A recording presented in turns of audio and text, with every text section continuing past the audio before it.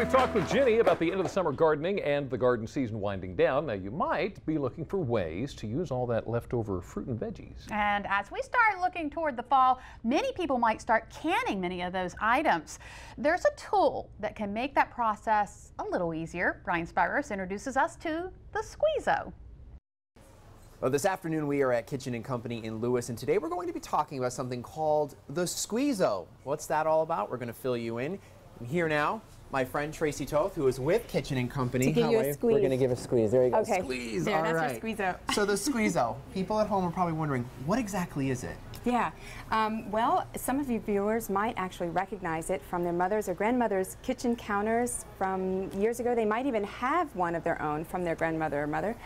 The technology has been around since 1920. An Italian-American patented it to extract the juice or the puree from the tomatoes so that they could make sauces a lot easier. And home canners caught on and thought, wow, we can do so much more with this. And so it's kind of become this canning tool that a lot of canners use. So the Squeezo is making a resurgence. A resurgence, and you know, canning in itself is making a resurgence too. I think it has a lot to do with the economy and people wanting to be a little more resourceful. Exactly. You know? So a lot of good stuff with that. Yeah. So let's introduce everyone to the Squeezo. Here it is right here. Yeah. So explain to me how this works.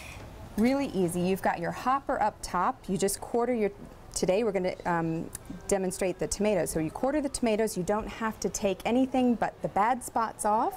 Just quarter them, put them in your hopper, give a gentle push, and when you turn your wheel on the end here, the tomatoes go through a super strong auger, and the straining screen that covers the auger separates the puree, the juice, from the pulp.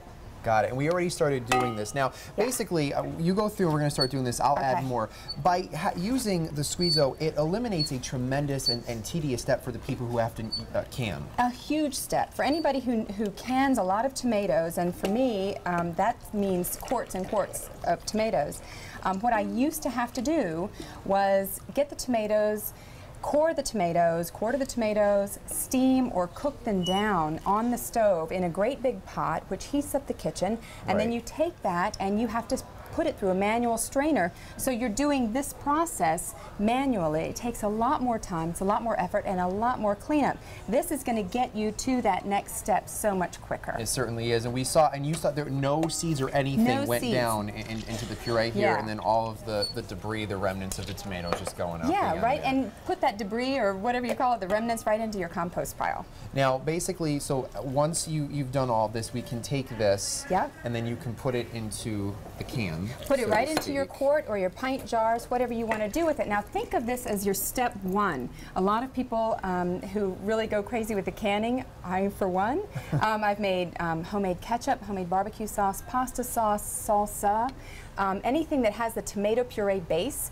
Think of this as the first step in that canning process of yours. And speaking of all the different things you make, the Squeezo comes with a recipe book, and there's a lot of different things you can do with fruits and vegetables in here. Over 50 recipes. And again, this is your step one, and then the recipe book is there to get you started and take you off in some different directions. You can do fruits and vegetables. You can do pumpkin, you can do apples, you can make applesauce. You can use all of those veggies that are left at the end of the garden season.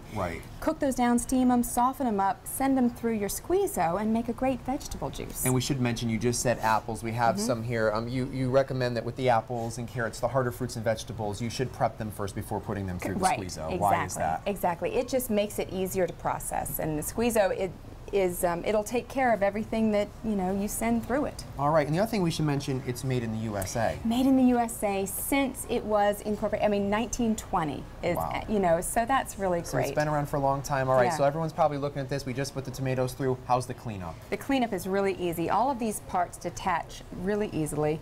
Go to your sink, a nice soapy sponge and brush, rinse it really well. Just make sure it's stored.